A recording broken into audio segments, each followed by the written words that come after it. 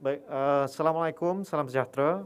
Saya Fahmi Fadil, Ahli Parlimen Lembah Pantai, dan bersama-sama saya ialah Saudara Hassan Karim, Ahli Parlimen Pasir Gudang. Kami berdiri di sini untuk mengadakan satu sidang media khusus berkenaan satu laporan berita yang telah keluar semalam berhubung penahanan reman 3 pegawai kanan ya, ataupun 3 anggota SPRM, Suruhanjaya Pencegahan Rasuah Malaysia, yang difahamkan mengikut laporan media mereka telah ditahan reman dari 14 September hingga 19 September yang lalu. Dan ini difahamkan berkait dengan sebuah kes yang melibatkan seorang ketua jabatan. Dan telah keluar siri kenyataan media semalam, termasuk oleh satu kenyataan bersama oleh JKMR, Jawatan Kuasa Khas mengenai rasuah, dan juga Lembaga Penasihat Pencegahan Rasuah yang dipengerusikan oleh Tan Sri Dr. Ais Yatim dan juga Tan Sri Abu Zahar Ujang. Dan dalam Dewan Rakyat semalam, ramai ahli parlimen yang telah bangkit untuk membahaskan beberapa perkara berhubung dengan isu ini.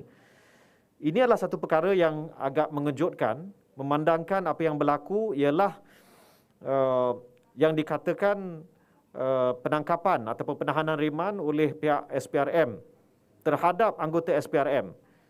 Dan dari sedikit maklumat yang telah disampaikan, yang kita percayai adalah ia melibatkan satu kes bekas ketua MEIO ataupun Jabatan Perisikan Luar Malaysia yang diketuai oleh Datuk Hasanah, yang telah dibebaskan pada 12 April yang lalu. Dan ini rentetan dari selepas beliau dilepaskan, difahamkan beliau telah memohon untuk mendapat kembali sejumlah wang yang pada waktu itu telah dijadikan bukti. Tapi kita tak ada maklumat yang lebih lanjut tentang apa yang berlaku, cuma berlaku tangkapan. Dan seperti yang disebut oleh beberapa rakan-rakan ahli parlimen, kesesuaian pihak SPRM untuk menyiasat anggota SPRM itu sendiri pada waktu ini menjadi satu tanda tanya. Dan kalau kita lihat, sebenarnya telah berlaku beberapa pelanggaran berdasarkan Penal Code ataupun kanun kesiksaan, termasuklah Seksyen 204, ya, membinasakan surat ataupun bukti bagi mengelakkannya daripada dikemukakan sebagai keterangan, as evidence. Serta dalam seksyen, kalau saya boleh sebut, seksyen 489A melibatkan pemalsuan mata wang kertas, 489B menggunakan sebagai tulen mata wang kertas palsu, dan juga 489C memiliki mata wang kertas palsu. Ya, jadi ada beberapa perkara lain, termasuklah juga Seksyen 379 Kanun Kesiksaan, iaitu siksaan bagi kesalahan mencuri. Maka yang berlaku adalah sekurang-kurangnya 5 perkara ataupun 5 seksyen dalam Kanun Kesiksaan yang seharusnya disiasat bukan oleh SPRM tapi oleh Polis Diraja Malaysia. Tetapi kalau kita lihat kenyataan daripada pengarah Jabatan Siasatan Jenayah setakat ini, belum ada laporan polis. Jadi saya berharap bahawa pihak polis tidak perlu menunggu satu laporan dibuat, tapi pihak polis boleh membuat laporan sendiri dan memulakan siasatan. Kerana apa yang telah berlaku ini, kita risau adalah siri boleh disebut sebagai pengkhianatan amanah yang dipegang oleh satu badan yang telah diamanahkan, yang telah dilantik oleh Seri Paduka Baginda Yang di-Pertuan Agong untuk memastikan integriti pihak kerajaan dan juga proses siasatan itu tidak tercemar akibat insiden-insiden seperti yang kita lihat kemungkinan berlaku sekarang. Oleh sebab itu, kalau kita lihat sebelum ini, pernah berlaku ya, bila orang yang ditangkap menggunakan counterfeit bills ataupun wang palsu, ada yang dikenakan hukuman penjara, ada yang kena hukuman penjara sehingga 20 tahun ya, kerana menggunakan wang palsu. Dan sekiranya terbukti bahawa apa yang berlaku dalam kes ini adalah penggunaan wang palsu, maka it is a very heavy crime yang perlu menjadi pengajaran bukan sahaja kepada rakyat Malaysia tapi khususnya kepada badan-badan penguatkuasa yang tidak sepatutnya tercemar dengan tindakan seperti ini. Maka saya berpandangan dan saya percaya ramai ahli-ahli parlimen berpandangan sedemikian, iaitu pada waktu ini Ketua Pesuruhjaya Suruhanjaya Pencegahan Rasuah Malaysia perlu merehatkan diri, perlu he should go on garden leave untuk memastikan tidak ada sebarang unsur ataupun kita mahu integriti proses siasatan itu berjalan dengan baik. Oleh itu, saya percaya rakan-rakan ahli parlimen akan ada yang akan masukkan usul berkenaan isu itu. Saya juga ada masukkan satu usul yang saya harap yang di-Pertua akan benar untuk dibahaskan esok. Tapi yang paling penting pada waktu ini, isu integriti Suruhanjaya Pencegahan Rasuah itu mungkin dipersoal.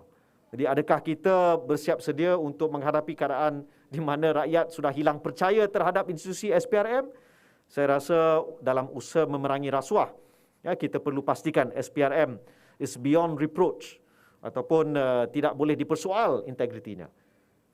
Oleh sebab itu, saya pohon pihak polis Diraja Malaysia step in, take charge and conduct the investigations supaya kita nak tahu apa sebenarnya yang berlaku. Dan dari situ kita boleh sahkan apa sebenarnya fakta-fakta untuk memastikan tidak ada dakwa-dakwi ataupun salah faham tentang isu tersebut.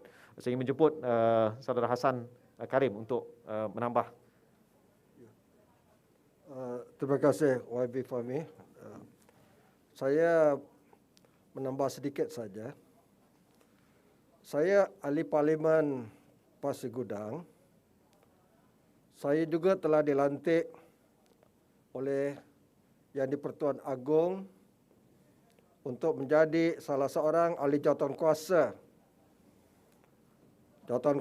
khas mengenai rasuah di bawah Akta SPRM, ringkasnya dipanggil JKMR, yang dipengerusikan oleh Tan Sri Dr. Rais Yatim, Speaker Dewan Negara.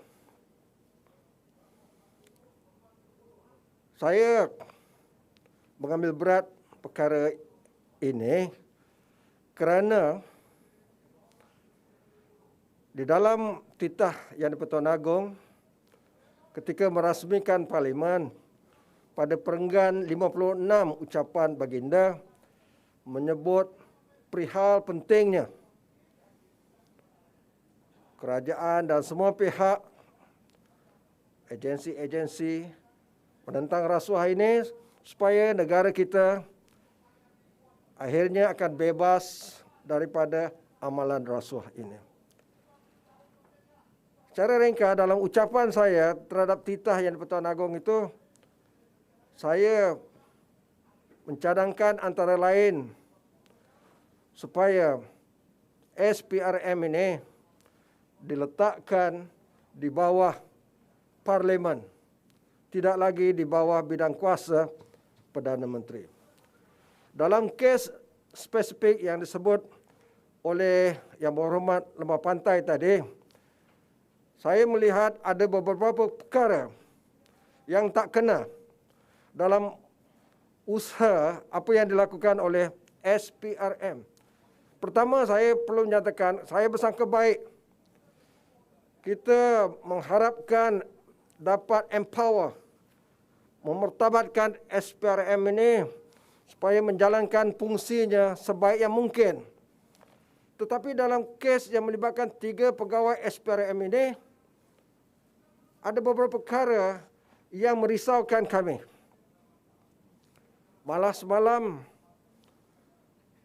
jawatankuasa khas mengenai rasuah ini telah berbincang bersama-sama dengan lembaga penasihat terhadap SPRM ini yang dipengerusikan oleh Tan Sri Rais Yatim. Pertama, kenapa setakat ini tidak ada laporan polis dibuat oleh SPRM? Dari segi undang-undang, ini satu omission, satu kegagalan pihak SPRM kerana apa yang disebut faktanya, duit, wang yang disimpan oleh SPRM itu adalah merupakan evidence. Apabila bahan bukti itu tamper, dicemar, ini satu kesalahan jenayah, bukan kesalahan salah guna kuasa atau rasuah. Polis mesti dimaklumkan. Sehingga saya baca report, pihak polis setakat pagi tadi menyatakan tidak dimaklumkan. Perkara ini dah berlaku beberapa hari. Yang kedua adalah conflict of interest. Apabila kesalahan mencuri, menyalah guna kuasa, jenayah, melakukan pencemaran, tampering terhadap evidence ini, SPRM tidak boleh siasat sendiri. Ini kes polis. Jadi kesimpulannya, perkara ini bukannya kecil. Dalam keadaan rakyat tertumpu, mau SPRM ini diperkasakan, yang Pertuan Agong sebut, ahli-ahli parlimen sebut, harapan rakyat begitu tinggi. Jadi, sebagai salah seorang ahli jawatan kuasa, khas mengenai rasuah yang dibentuk oleh Yang di-Pertuan Agong untuk menasihat Perdana Menteri dan sebagai ahli parlimen, saya menuntut Ketua Pengarah SPRM supaya membuat penjelasan. Terima kasih. Ketua Pesuruhjaya. Ketua Pesuruhjaya SPRM. Terima kasih. Okey, kalau tak ada soalan, tak ada ya. Okey ya. Okey, terima kasih.